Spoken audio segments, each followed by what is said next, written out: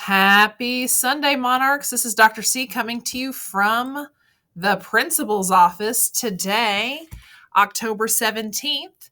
As always, our vision at Coleridge Taylor Montessori is to empower all students to achieve academic success, socio-emotional growth, and the development of global and cultural competencies that will ensure future success. Our mission at Coleridge Taylor Montessori is to provide a safe, hands-on, rigorous learning experience rooted in the Montessori method. In partnership with students, parents, caregivers, and staff, we'll support the growth and potential of each and every child. Our core values: empathy, respect, equity, collaboration, and academic success. And our Monarch promise: we, the Monarchs of Coleridge Taylor Montessori, value one another. We honor our differences and show empathy towards others. We respect ourselves, others, and our school. We collaborate as a community and work towards equity. We are empowered to reach academic success and become next generation leaders. Our KDE Improvement Priorities. The first one is to commit to a shared vision, mission, values, and beliefs about teaching and learning, high expectations, and rigor for all students that helps us have a continuous improvement system. Our improvement priority 2 is to monitor the school's behavior management system that supports a safe learning environment and positive school culture for all, both students and staff. And 3, purposeful professional development for all staff that supports faculty and staff and the school's continuous improvement. Fall is finally here, friends. I was so excited to be able to wear long sleeves yesterday. And while we're excited about that cooler weather coming, please make sure your child is dressed daily for the weather. Getting up in the morning and checking the weather is helpful, or doing it before you lay out those clothes the night before. If you or your family need help with clothing, contact the frisky Mr. Baker, and he will be happy to help. Make sure that your family is dressed for the weather. As the weather changes, we will follow this set of guidelines that I have shared, and the link is in the body of the Monarch Messenger.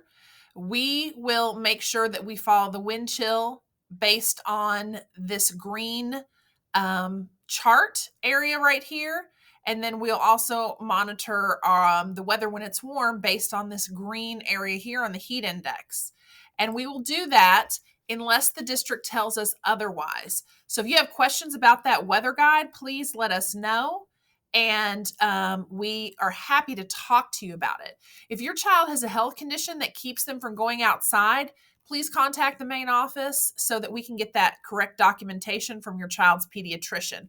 Without documentation from your child's pediatrician about a condition that keeps them from going outside, children will go outside every day as long as there is not inclement weather. As a reminder, parents, please do not send kids to school sick. If your child's vomiting, stay home. If they have diarrhea, stay home. If their nose is running, stay home. If they have a fever, stay home. You should contact your health care provider for next steps. Please, please, please do our school community a favor and keep your children at home if they are unwell. Thank you. Medication can be dropped off with a nurse at the main entrance. Please make sure you have the medical paperwork on file, and all medicines are in the original pharmacy packaging. This past week in health and behavior, our PBIS team, which stands for Positive Behavior Interventions and Supports, met to look at behavior data, and they made some recommendations about next steps. What they determined for the next 9 weeks, that CTM will be focusing on teaching and reteaching students the Monarch school-wide expectations around the following behaviors. Stay in your area. Students must stay in their assigned areas, classroom, the line, their seat, wherever the teacher has told them that they need to be. 2, hands, body, and objects to themselves. Students must keep their hands, body, and all objects to themselves. And number 3, kind words, kind actions. Number 3 is something that we have stuck by at CTM as long as I've been here. So kind words and kind actions, students should only say and do things that are kind, helpful, or positive to their peers and adults. And sometimes students like to say things with their bodies, rolling of eyes, sticking out tongues, sucking teeth, all of those things. Those are not kind actions. So let's remind our students before school and after school that they need to stay in their area. They need to have hands, body, and objects to themselves, that they are using kind words and kind actions each and every day. That will help us make sure that student conflict is brought down to a minimum. And we thank you for your help on that, parents. Something else that I wanted to make sure that I shared with our families is that this past summer we were trained at CTM in restorative practices. Restorative practices includes proactive and responsive strategies and methods to build community within the classroom and within the school as a whole. And sometimes we know that students are not always kind to one another or do things that are disruptive to the community or harmful to the community, whether it's the classroom community, the team, the grade level community, or the greater school community and its members. And so one of the things that restorative practices does is helps students and staff restore those relationships for anybody who's involved in a conflict, whether it's student to student, student to staff, and even in some cases, staff to staff. So restorative practices is one of the pieces of the JCPS Student Support and Interventions Handbook, which is linked here. And it provides behavioral interventions and consequences. And some of these restorative practices, interventions, and consequences include restorative conversations or conferences, both formal and informal, restorative circles, which can be a whole class situation or a small group, and then school restorative restitution, where if a student harms the school community in some way, they have to provide restitution that is akin to community service. So those are all the types of restorative practices that the JCPS Student Support and Interventions Handbook allows us to use. So one of the ways that we use these restorative practices is through restorative conversations. And what that looks like typically is staff support team members sit down and meet with two students to talk about what happened, how they felt, what needs to happen to make things right and move forward. And some of the questions that are asked are these. What happened? What were you thinking at the time? What have you thought about since? Who's been affected by what you've done and in what way? What do you think you need to do to make things right? And that last question is really important. Sometimes, as we go through these restorative conversations, it happens with students and staff, and that last question helps us create a written agreement to share with parents and guardians, the teacher, or other staff or students that were affected by the situation. And these plans may include student-generated rules or actions that can keep the problem from happening again or to repair the harm that has been done. So that last question that I read to you, what do you think you need to do to make things right? Sometimes that includes saying sorry. Sometimes that includes cleaning up a mess that you've made or a similar situation. Sometimes that means maybe rearranging a seat or avoiding a person. All of those things can come up, and it's usually based on what our students say because they have great ideas and they are great problem solvers, and they've really embraced these new approaches to building and maintaining our school community's culture and climate. So I've included some links for families to see what our process is in JCPS and also some of the protocols and procedures, as well as a greater definition of restorative practices for your perusal. As we move forward, we might be offering some more informational sessions about restorative practices for families. Some things that are going on this week that are tied to our improvement priority number 1, classroom instruction.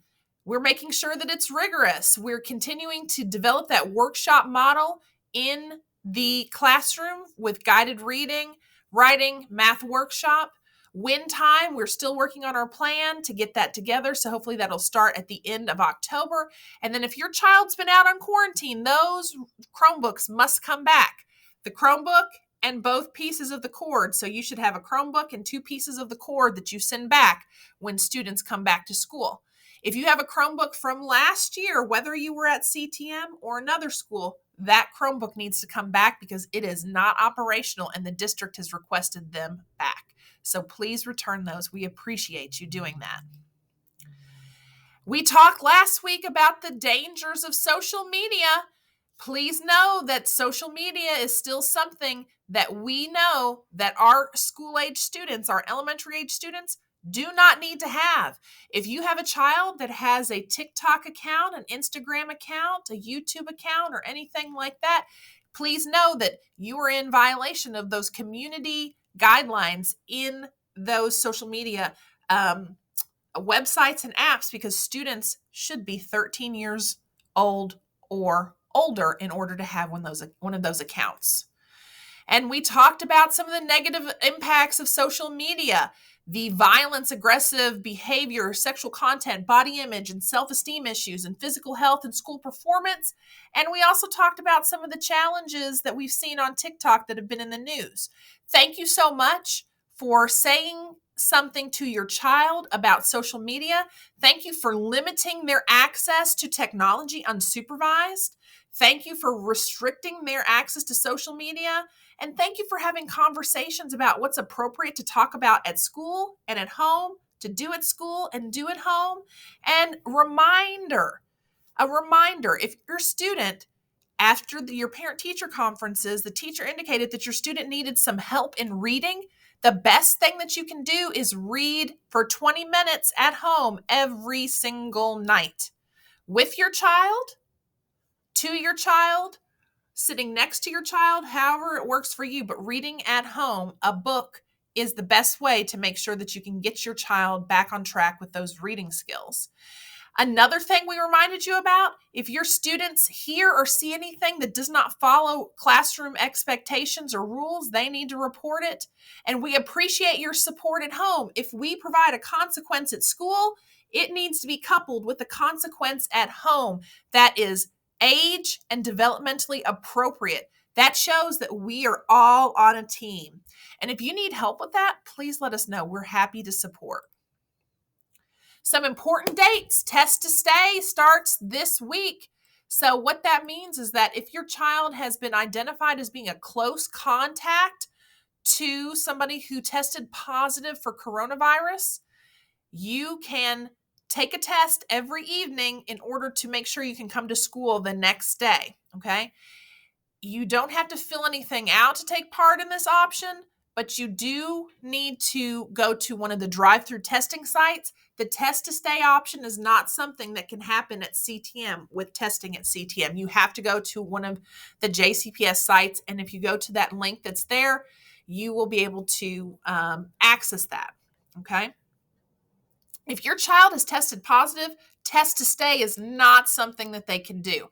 So if your child has tested positive, Test to Stay cannot happen for you, okay, and your child.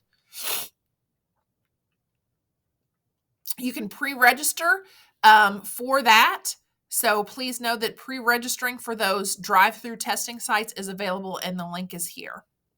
November 1st, JCPS Test to Play is going to be instituted, and that is for anybody who plays sports or attends extracurricular activities. Right now, the only extracurricular that we have is She Became for some girls that have been identified and have also turned in permission slips.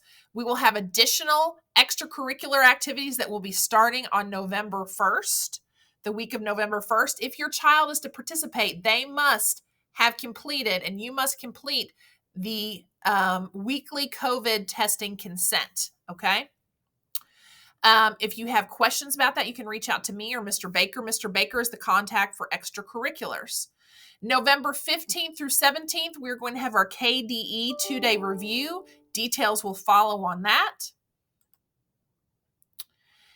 And some more important dates that are up. October 21st, we have our SBDM meeting. It will be at 4 15 p.m. via Zoom. October 22nd, report cards will be distributed in backpacks. If you have a parent portal account, you can see grades online, but we will also be sending home a paper report card with a paper map scores and a map letter from us to you about your child's map performance.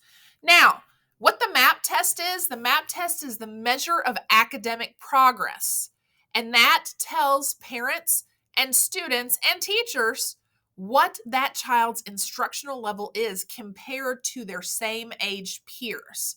So students take the map test 3 times a year: August, which we just did not too long ago, December, and March.